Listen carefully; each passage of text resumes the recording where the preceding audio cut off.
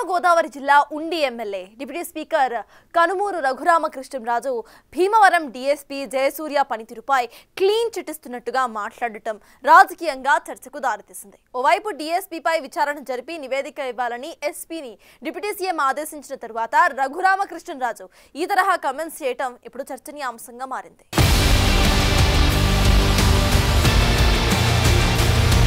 Bhimavaram DSP వ్యవహారం political turn తీసుకుంది. సీన్లోకి ఉండి ఎమ్మెల్యే రఘురామకృష్ణంరాజు రావడంతో గోదావరి జిల్లాలో కొత్త రాజకీయం మొదలైందా అనే చర్చ నడుస్తుందట. సాధారణంగా గోదావరి జిల్లాలో పందాలు, జూదాలు అన్నవి కామన్ గా జరిగిపోతుంటాయి. అయితే అవి శృతి మించి మరీ సాగడం, ఆ మీదట వివాదాలు, గొడవలు ఇలా లా అండ్ ఆర్డర్ కే ఇబ్బందిగా మారుతున్నాయనేది నడుస్తున్న చర్చ. ఉప ముఖ్యమంత్రి కార్యాలయానికి భీమవరం పరిసర ప్రాంతాల్లో పేకాట జూదాల గురించి ఫిర్యాదులు రావడంతో నేరుగా ఉప ముఖ్యమంత్రి పవన్ కళ్యాణ్ రంగంలోకి దిగారు. ఆయన ఈ విషయం మీద పోలీస్ అధికారులని నివేదికను కోరారు. దాంతో ఇప్పుడిది రాష్ట్ర వ్యాప్తంగా హాట్ టాపిక్ గా మారింది.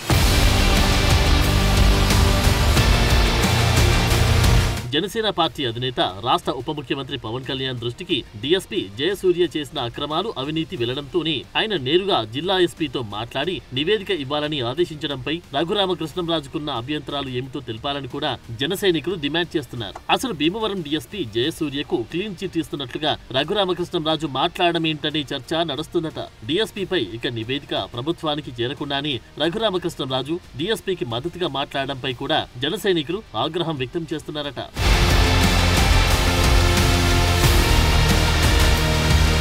ఆర్ఆర్ఆర్ మాటలను బట్టి చూస్తే డీఎస్పీ జయసూర్య నివేదికలో కూడా రఘురామకృష్ణంరాజు కల్పించుకుంటున్నారనే ఆరోపణలను జన సైనికులు చేస్తున్నారట. ఒక పార్టీ అధినేత అయి ఉండి రాష్ట్రానికి డిప్యూటీ సీఎం గా పనిచేస్తూ ఉన్న పవన్ కళ్యాణ్ ఎటువంటి ఆధారాలు లేకుండా డీఎస్పీ జయసూర్యపై ఎస్పీతో మాట్లాడారా అని జన సైనికులు రఘురామకృష్ణంరాజును ప్రశ్నిస్తున్నారు. ఒక పార్టీ అధినేత ఉప ముఖ్యమంత్రి నేరుగా పేకాట క్లబ్లపై స్పందించినప్పుడు తగుదునమ్మా అని రఘురామకృష్ణంరాజు ఎందుకు స్పందించాల్సి వచ్చిందని, నివేదిక వచ్చిన తర్వాత స్పందిస్తే బాగుండేది అని జన సైనికులు చెప్తున్నారట.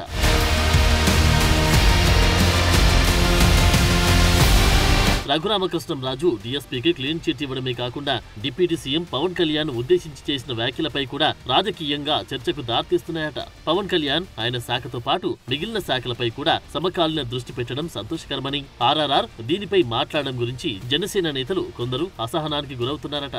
పవన్ కళ్యాణ్ అన్ని శాఖలపై అవగాహన కల్పించుకోవడం సంతోషకరమని, వెటకార ధోరణిలో RRR మాట్లాడారని జన సైనికులు మండిపడుతున్నారట. గతంలో ఇటీవలి కాలంలో భీమవరంలో ఉన్న కలెక్టరేట్ ఉండి నియోజకవర్గానికి తరలించే విధంగా కూడా రఘురామకృష్ణంరాజు ప్రయత్నాలు చేసి Bhimavaram MLA PSC chairman Pulaparthi రామాంజనేయులను అవమానపరిచే విధంగా వ్యవహరించారని కూడా జన సైనికులు గుర్తుకు చేస్తున్నారు. ముఖ్యంగా భీమవరం నియోజకవర్గంలో రఘురామకృష్ణంరాజు పెత్తనం చేసే విధంగా ఆయన వైఖరి ఉందని విమర్శిస్తున్నారు.